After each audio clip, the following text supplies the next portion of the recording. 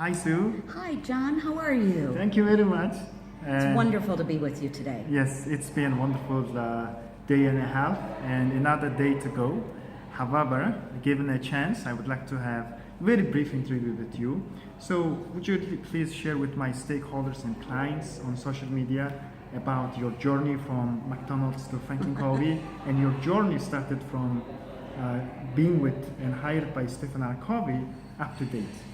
Yes, I'd be happy to do that. It was a very interesting journey that I was a business leader inside McDonald's, as you know, and we had a huge initiative. We were really working on transforming our culture, a culture that was really very control-based. We had a very charismatic founder, and like many organizations in the early 90s, we were moving to more of an empowerment, engaged culture. So we really needed to change the way we did business. And I had the opportunity to see Dr. Covey speak at the Ritz-Carlton in Atlanta. And we had dinner together. And we had a very important discussion on how he could help our organization get better results and install a common language and framework, which was the 7 Habits of Highly Effective People. And I found what he had to say in his speech very compelling. So I sat down and I really tried to hire him. I wanted him to come in and work with our organization. Actually, you wanted to hire him. I wanted to hire him. I did. And I was trying to convince him to come and do some work with us. And of course, he spent some time diagnosing what we were trying to do, what worked and what didn't work. And he used straight talk. And he basically repeated back everything I had told him around the job to be done, the results we were trying to achieve. And he said, Sue, nothing's going to change if you and the leaders in your organization don't get involved. So much to my chagrin and surprise, he challenged me. And he said, if you're not willing to really practice these habits and learn how to teach them yourself, in other words, to teach your senior leaders what you needed the behavior to change to. We had this strategy, but we really needed to move the performance of everybody in the organization. And he said, if you're not willing to stand up and help lead that, nothing I do is going to change anything. And I found that very profound, because he could have agreed to do a series of speeches. And instead he said, you need to change first. You need to model what you expect from everyone in your organization. So the next thing I knew, I was in a week-long certification, learning the habits and learning how to teach them.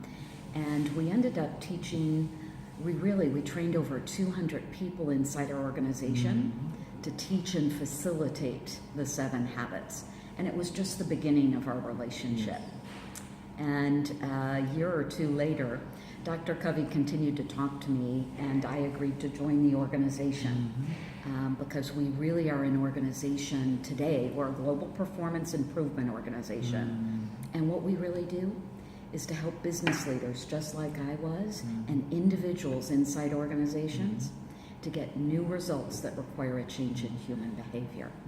So it's been a wonderful journey, full of a lot of serendipitous twists and turns, but I'm very grateful for the journey. To be industry leader or number 1 in the world, according to Jack Welch, be number 1 or 2. However, becoming number 1 in the industry in only like 25 to 30 years is not easy. How come Franklin Covey did, and why 7 Habits? You know, I think probably more than anything is 7 Habits is a framework that helps individuals and leaders speak the same language. You know, inside many organizations around the world, because we're global, we work in 170 countries, is we all want to be great places to work. We want people to be happy and we want people to be engaged. But what we know is people need a framework to know what that looks like. And in most of the organizations I've worked in and that I partner with, we need to establish what success looks like, what behavior we're really looking for. And 7 Habits is proven to be that universal language worldwide. You know, it's interesting to talk to you, our partner. We're so happy to have you representing Franklin Covey. We don't want to work on a culture, we want to work in a culture. And 7 Habits, everywhere I've worked in the world, every culture thinks it's theirs. So I think that's a really good sign.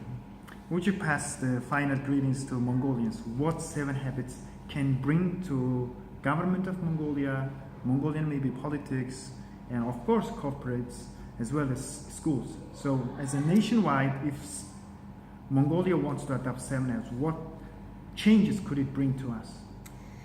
I think for the first time in your professional and personal lives, you will have a shared language and a shared set of behaviors that allow you to achieve the results that you're uniquely poised and that you're passionate about achieving. It gives you something profound and simple to engage everyone on your team, everyone in your family, to achieve those results. I've never found anything as distinctive.